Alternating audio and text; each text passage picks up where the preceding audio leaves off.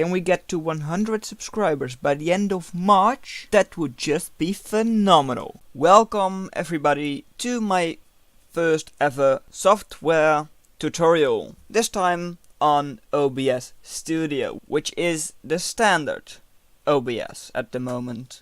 Of course, if you start out, you don't see this whole thing yet. But that's because, well, for one, I'm recording. And the second one is I've got my so-called scenes set up already. You can add the scene by clicking this plus and then clicking OK. I won't because I'm recording and that would make my screen go black. Then in sources you can add all different kinds of sources again with the plus. This time not on the far left but here, like in the new box which has sources above it. And I tend to use the display capture because, well, that captures my entire display. That's for me a lot easier. And I don't know why my second display doesn't show up, but okay. But I prefer to use the display capture simply because even if your game crashes, for instance, you can still continue, or if you want to record, for instance, your Steam achievements as well. I don't think they display if you have it on the game capture, although game capture and window capture are both also very useful.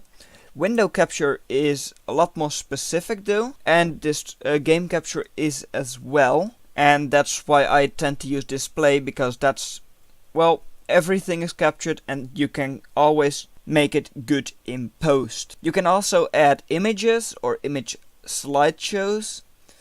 That's, for instance, something which the 24/7 live streams do.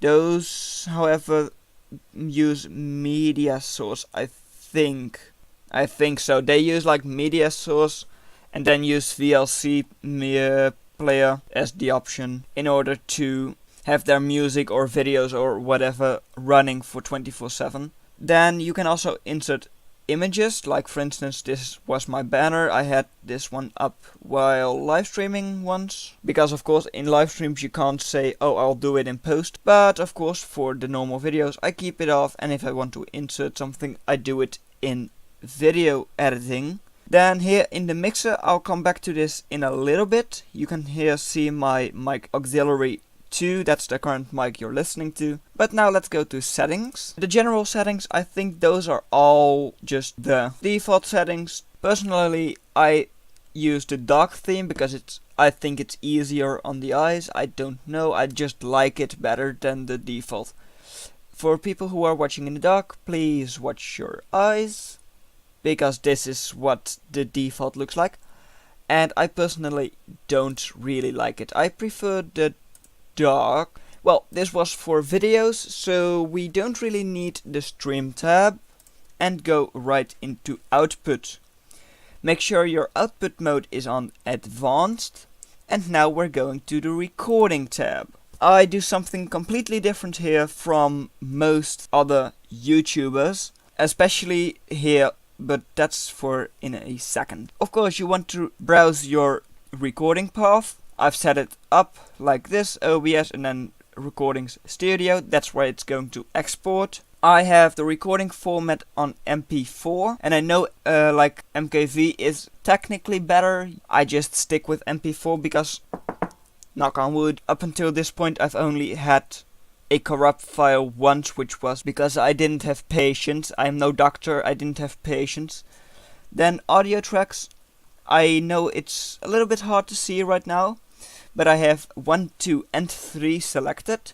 That has to do with the fact that I have mic, desktop and mic auxiliary 2. So that's 3 different ones here. That's why I output in 3 different ones as well.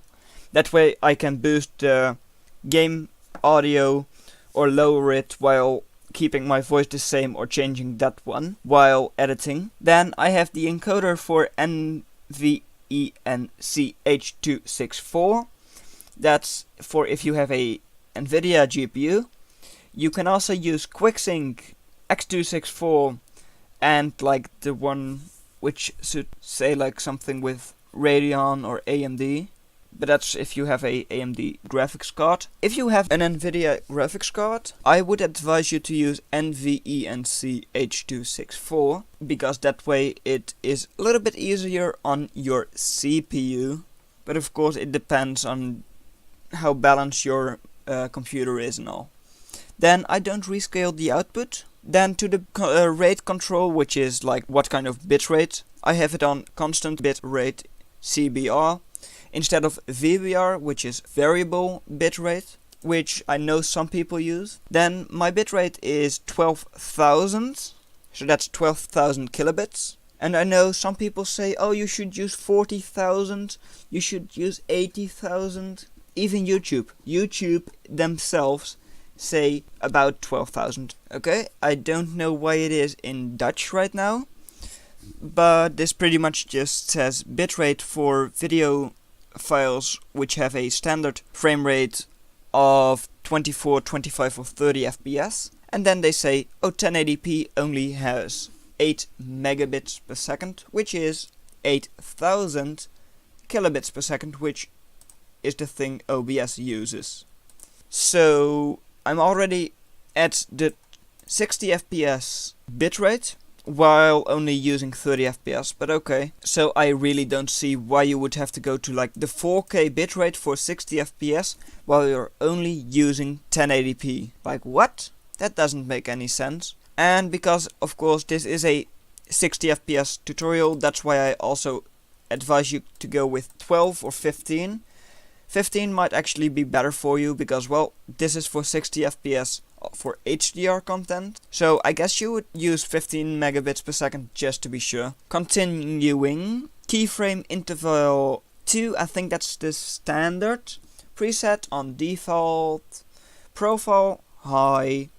Level auto is what I have. GPU 0, that's for like if you want to use your integrated GPU or your main GPU, and that depends. You can see what GPU is which through your task manager. In my case, GPU 0 is my Intel and my GPU 1 is my NVIDIA, and yet I have it on 0 because for some reason it doesn't work with 1, even though this is the NVIDIA encoder. The B frames, that's like the buffer frames, I'm pretty sure. 2, that's the standard. Audio, some people say, oh, you have to go with 320 bits. But really? Do you have to? No, you don't. And I mean, yes, you should, but do you have to? For most people, it really won't make a difference. Especially not if you don't really have a good mic. Just like I don't really have a good mic. The difference between 160 and 320 is like negligible. Then audio sample rate is 48 kilohertz. That's something you can find out by clicking on your microphone through the sound menu, then to properties, and then to advanced. You can see here 2-channel 16-bit 48 kilohertz. Make sure those two are the same. You want to have your channels on stereo, desktop audio device, make sure that's the same. So in my case, speakers, Realtek, high definition audio default, and it's the default device, so it should already be good to go. Then in my case, I had a problem with my audio before, that's why I had to do it through the cable output, which is like a separate program. Then my second one is microphone array. Meter decay rate is fast. That's not really something you have to worry about. Video, I have it on 30 FPS, but you should click on 30 and change it to 60 because it's a 60 FPS tutorial. But in tutorials like this, 60 FPS versus 30 FPS doesn't change anything really. And then of course 1080 and 1080. Then in advanced I have the process priority on high, but although it might seem like we're already done, we are not, because we still haven't done anything with the audio. Here you want to go to advanced audio properties, and here you want to select, this is something I have to be very clear about, mic auxiliary 2, only have it active on the third in my case. For you, mic auxiliary will probably have one. Don't have these others selected, because then you would still combine your desktop and your microphone audio. But make sure they are on their separate tracks. So for you it will probably be mic on 1 and desktop on 2. And now we are almost done, because I have to tell you about something really important, which not a lot of people tell you about. In the sound menu again, on your recording device, go to properties, levels. Make sure that if this is all the way up, you should really think about it. If I'm talking, it doesn't like do this, but if it hits the top, that means it's clipping, which is bad, because that makes the audio sound like this. I am very clear right now, am I not? Also, make sure the microphone boost is off, because you can always do that in post. And make sure that if it's still clipping, if you have the microphone boost off, that you can go here and change the gain, the microphone array as they call it. And you should just watch if I scream and it still doesn't get to the top of this bar, then you're pretty good. Because now no matter how hard I scream, I still won't clip my microphone. Or at least I shouldn't. But because this bar isn't working, I don't really know for sure. But well done that you made it this far into the video. Consider watching that video in the lower left. But that's all I'm going to have for you today. And I'll see you in another video. Bye.